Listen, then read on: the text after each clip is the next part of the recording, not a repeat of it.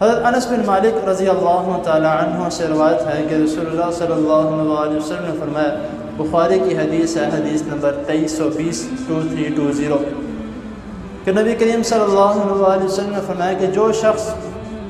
एक दरख्त का पौधा लगाता है या कोई बीज बोता है, तो उस दरख्त के पौधे से जब वो दरख्त बन जाता है या जो बीज बोया है उससे फल निकल आता है, जो भी सब्ज़ी निकल आती है, और उससे अल्लाह ताला के इंसान,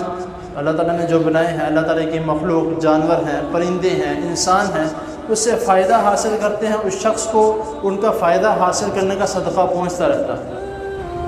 अब ये एक सदक़ा वो है